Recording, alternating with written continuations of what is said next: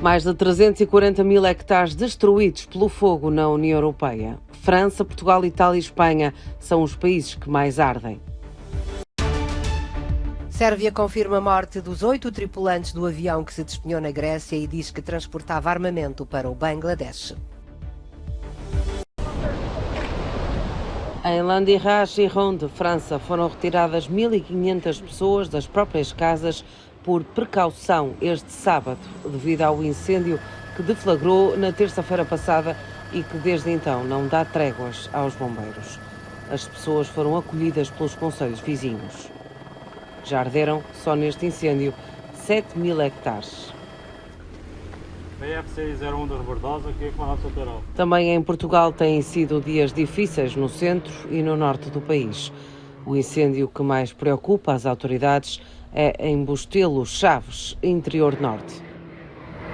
O governo português decide esta manhã se a situação de contingência devido ao risco de incêndio rural é prolongada. Em Espanha, na zona de Salamanca, o incêndio de Monsagre continua ativo e já é responsável por 9 mil hectares ardidos. Um pouco mais a sul, em Cáceres, o fogo de Monfragüe está a ameaçar o Parque Nacional da Extremadura. Em Itália, um incêndio no Pinhal de Bibione, em Veneza, destruiu o cais da praia. As pessoas tiveram que saltar para a água para fugir das chamas. De janeiro a 16 de julho deste ano já arderam em território da União Europeia 346 mil hectares, um recorde que já não acontecia desde 2008. O ministro sérvio da Defesa confirmou a morte dos 8 ocupantes do avião que se despenhou no sábado à noite a 40 quilómetros do aeroporto de Kavala, no norte da Grécia. O avião partiu da Sérvia com destino ao Bangladesh. Nebojsa Stefanovic disse que o avião era um Antonov 12, cujo proprietário era a Meridian Limitada da Ucrânia e, infelizmente, de acordo com a informação disponível, todos os 8 membros da tripulação perderam as vidas no acidente. O ministro confirmou ainda que o aparelho transportava 11 toneladas de armamento destinadas ao Bangladesh. A Autoridade da Aviação Civil da Grécia disse que o piloto alertou as autoridades para um problema num dos motores e que lhe foi dada a opção de aterrar nos aeroportos de Salónica ou Kavala, tendo escolhido de Kavala, mas não conseguiu lá chegar. Esta testemunha conta que viram algo brilhante a descer na direção do castelo e pensaram que era uma lanterna, mas depois viram fogo e perguntaram: o que é isto? É um avião? Diz que até a perceberem o que caiu no chão estavam aterrorizados, tinham os filhos ao pé e só gritavam. Durante a noite, as populações mais próximas do local foram alertadas para permanecerem em casa por causa da libertação de fumos tóxicos. Na manhã de domingo, as equipas do Exército e da Comissão Grega de Energia Atómica utilizaram drones para recolher as primeiras imagens dos destroços do aparelho.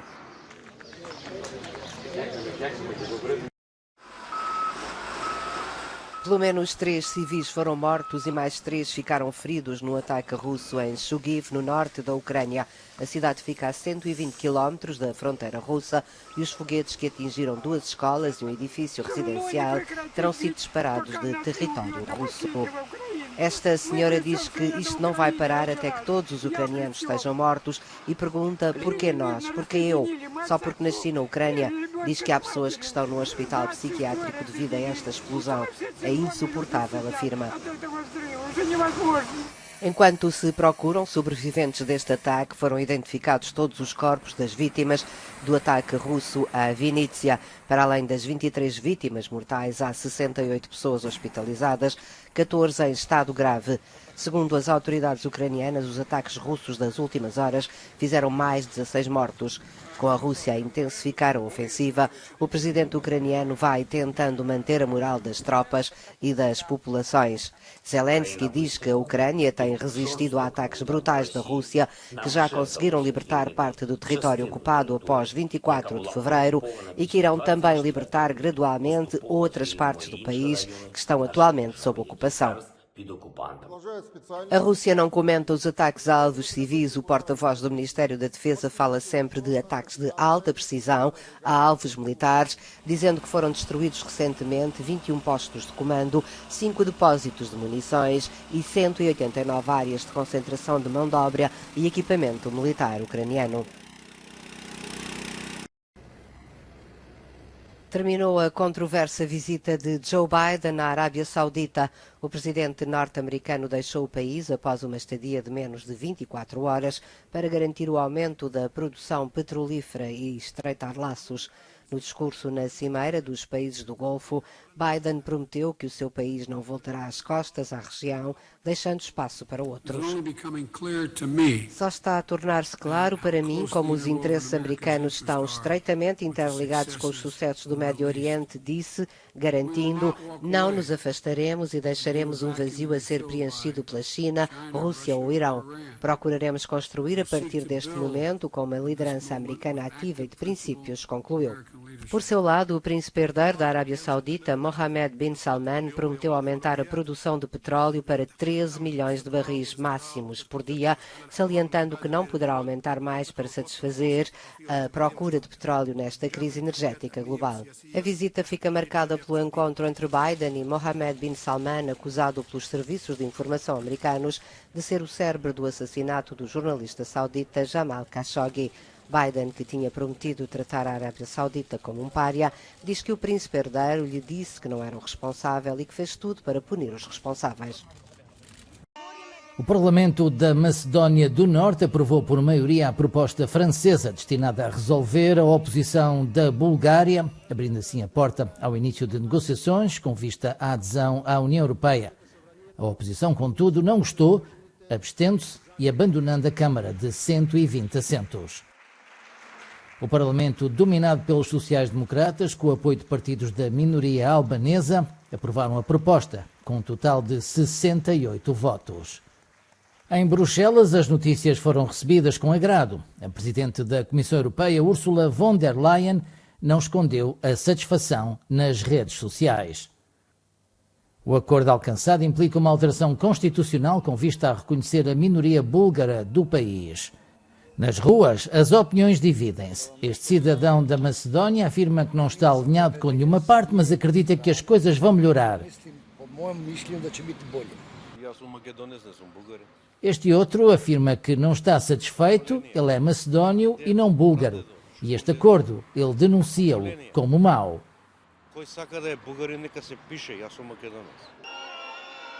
Para terça-feira está previsto o arranque de negociações com a Albânia e a Macedónia do Norte, depois da luz verde dada pelo Parlamento de Skopje. Robert Lewandowski está de saída do Bayern de Munique e já foi confirmado como o novo avançado do Barcelona. O polaco deverá ser apresentado este domingo. A equipa catalã já confirmou o negócio sem adiantar valores, mas é conhecido que a transferência custou 45 milhões de euros. O jornal espanhol revela que o avançado vai ganhar por ano 9 milhões de euros no clube catalão. Lewandowski junta-se a Rafinha, o brasileiro, também confirmado pelo Barcelona esta sexta-feira. A transferência atingiu os 50 milhões de euros, mas com uma cláusula milionária. Quem quiser tirar do Barcelona o jogador brasileiro, sem acordo, terá de pagar 1.000 milhões de euros de indenização.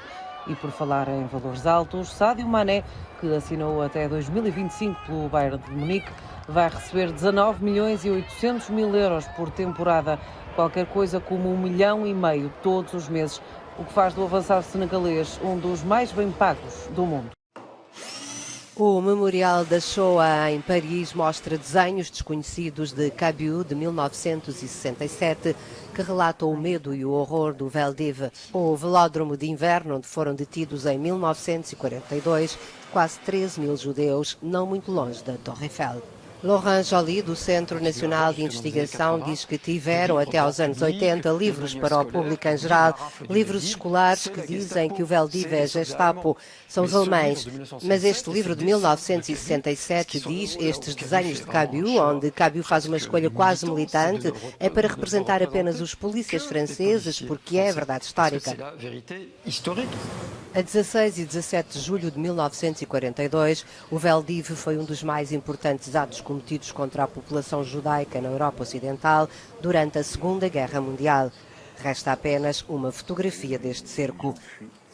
A exposição dos desenhos de Cabu pode ser vista no Memorial da Shoah até ao dia 7 de novembro.